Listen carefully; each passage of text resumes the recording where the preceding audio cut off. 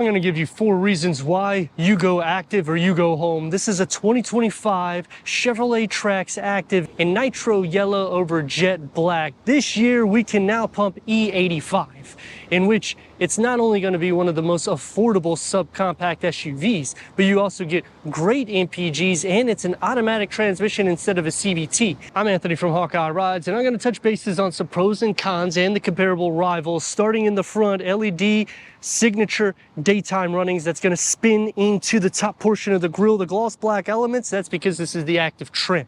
Going into that integrates into the Chevy bow tie with the blacked out badging and the in-your-face grille that integrates into the LED headlights. You get a touch of the gloss black, and the lower gets the satin chrome. And going to the active, of the 5 trims, this is going to be the most sporty. The LT, it's going to be a little bit understated, but you can option packages on each trim. So even if you go into the LT, you can still get a black appearance package, which would blacken out the bow tie and the labels throughout the vehicle, so it keeps that sporty flair. Underneath the hood is going to house the same 1.2 liter EcoTech 3-cylinder turbocharged, and that's producing 137 horsepower with 162 pound-feet of torque paired to a 6-speed automatic transmission. Front-wheel drive is the only way you can configure the Trax. You have to go into the Trailblazer in order to get an all-wheel drive configuration, in which you can get an automatic transmission or a CVT. This is the only way you could get full automatic transmission, achieving 28 MPGs for the city, 32 MPGs for the highway, with a combined at 30 MPGs. So when you're thinking subcompact SUV that has a sporty look, it's not a hybrid, you're getting great MPGs.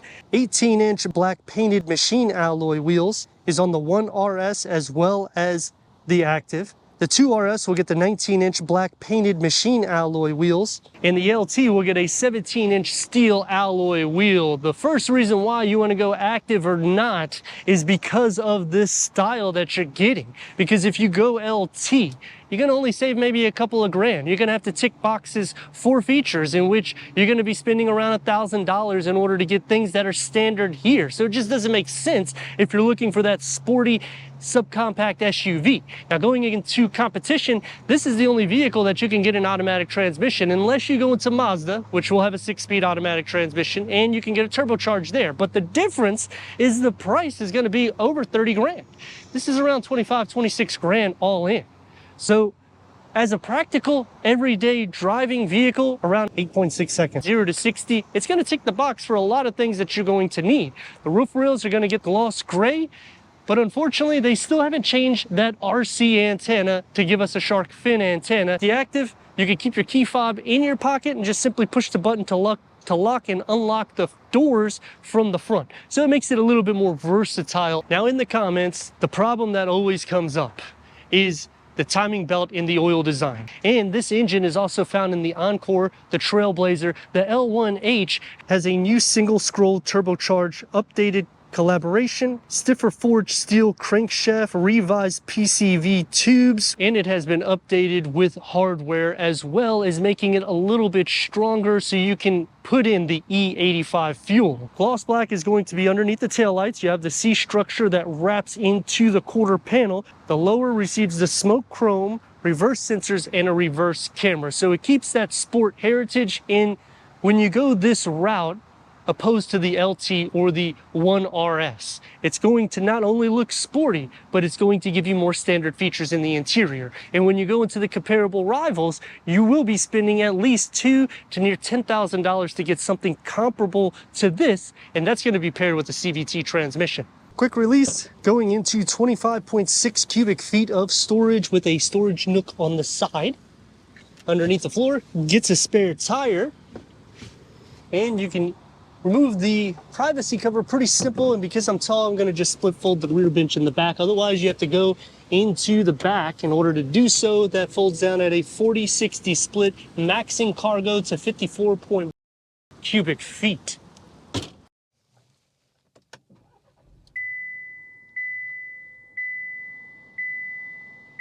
10-way power seat adjustment starts on this trim. Heated front seats, 4-way manual seat adjustment for the passenger, active badging, contrast stitch, and you get the piping in yellow. It's perforated with the Syntec interior, and this is the second reason why I would go to this trim, because you're unlocking a more comfortable interior. Interior, you're gonna have loads of headroom as well as leg room, and it is a driver-focused setup. All trims, you can option a moon roof. Unfortunately, it's a manual dimming rear view mirror, but the dashboard layout, I think they did a really good job, especially with the circular air vents on the side, and it just bulges out. You do lose a little bit of space here for leg room for the passenger. With an 11-inch diagonal color touchscreen with wireless Apple CarPlay, wireless Android Auto, Sirius XM, AM, FM, streaming Bluetooth audio, and we got 6 speakers, and we actually have a physical button that you could turn on and off the sound system, as well as raising the volume with Wi-Fi hotspot. Put it into reverse and you get a reverse camera. The trajectory expands. I'm just not a huge fan of it not covering the whole screen. I like these air vents here because it just mimics more of that Camaro style with a single climate control, and wireless charging pad is an option. You can put your smartphone here. You get the gloss black elements everywhere, and I got the key fob right here for the Activ Trax. Going to be more sporty. Opens up to a deep storage pocket. It is actually sitting higher up here than the door panels by maybe an inch or so. It's a wrapped steering wheel. It's heated, multi-function, and the gauge cluster is an 8-inch digital reader. The dashboard and door panels configuring together, and I like how it just keeps a seamless design throughout the front of the cockpit. Soft materials are only here, unfortunately not here where it needs to be, and you get this glossy gray with the pattern with a medium-sized storage pocket. Headroom for the back, I'm at 6'3", not an issue. Same thing with leg room. Going into the RS, you get a storage pocket behind the passenger seat. You don't receive that on the LT.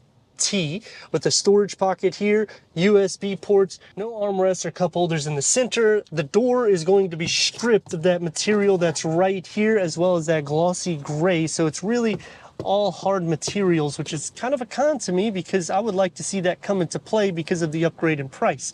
Smaller storage pocket, but the pro is it's a flat floor, so sliding into the center is no issues. The rails are pushed up enough. I'm not going to really be sharing too much feet, butt, leg, and shoulder space, even though it's a smaller vehicle. Knee space isn't bad, as well as headroom. 137 horsepower with 162 pound-feet of torque. The same powertrain that's in the Trailblazer as well as the Buick Enclave. Reaching 60, GM is claiming around 8.6 seconds, which is quick enough. It's a subcompact SUV. You're not really looking to get a lot of dynamics, but the feel that you get with the Activ actually makes you feel like you're in a little sports car picked up, even though you're not going to have any dynamics at all. So don't take any corners or any bends in the road at hard speeds, because this is a top-heavy vehicle. That being said, you get great MPGs. The comfort is great, especially when you go to this trim. Like I was saying on the interior portion of this review, the seat comfort, it's actually a lot better here. Plus you get power seat adjustments that are unlocked. So when you're thinking about a couple grandish going from the base trim up to this, like I'm saying, hands down, this is the way to go. Active sound cancellation is standard on all trims, which is also awesome. Buick does the same thing, which I applaud Chevy for adding these things, because when you're thinking about an inexpensive vehicle, think about Toyota, for instance. They're not going this route. You hear a lot of road noise. We got 18-inch wheels. You don't really feel that much imperfections, over 7 inches of clearance. The windscreen is huge, as well as the windows all around you. Safety's taken care of because you have Chevy Safety Assist, which includes standard features like your forward collision alert with automatic emergency braking, front pedestrian braking, lane keep assist with lane departure warning, follow distance indicator. I mean, the list goes on and on. That's why when you're thinking about a bargain deal, it's awesome. For maneuverability purposes, you can get in and out without any issues. It's not that wide or that long of a vehicle. But the interior boasts a lot of space. They do a great job with cargo capacity and giving you storage nooks found throughout the interior. Now, going into some cons about the vehicle, the infotainment screen can be glitchy, especially when you're engaging into reverse. But But the pro is you get wireless Apple CarPlay, wireless Android Auto. I would like to see a standard wireless charging pad, but I'm all right with having optioning it, because when you get this vehicle, the options are not overly priced. You pay a few $100s and you're getting amenities. What world do you live in that you can do that? Because go into Honda, you gotta go up to your base. Go into Toyota, you're gonna spend a few grand for a feature or two that's included in a package that will give you aesthetics on the exterior. Here, you actually get something that's usable. And mashing on the brakes, I mean, you can fly through the windshield if you need to. It doesn't feel that heavy whether you're smashing on the gas pedal or the brake, so taking care of that everyday drive, Chevy does a good job. Taking me to the third reason why you go active or you go home is you get optional wireless charging pad. You can auto unlock and lock the doors outside, 6 speakers. You're just getting a lot more amenities. That's why I know it's maybe $2,000 to $4,000 difference. I'm sure you could work a deal, because by the time you get the LT, you're gonna have to add packages in which it's going to be more closer to about a couple grand difference in this. And the styling is going to just knock it out of the ballpark, because it's the same powertrain. It's more or less the same interior specs, except it's more comfortable when you go to this tier, plus you're getting power seat adjustments. And the last reason why you go active or you go home is because the only feature you really have to option is the driver confidence package, which gives you the rear cross traffic alert, lane change assist with blind spot view monitoring with an adaptive cruise control and rear park assist. You already have all the safety features with Chevy Safety Assist. The starting prices for vehicles that's going to be comparable to this is going to be around this price, but that's base trim with CVT transmission. Or you're gonna get a non-turbo Mazda in which the performance will be the same as this, except you can option a turbocharge there, but then it's gonna be well over 30 grand.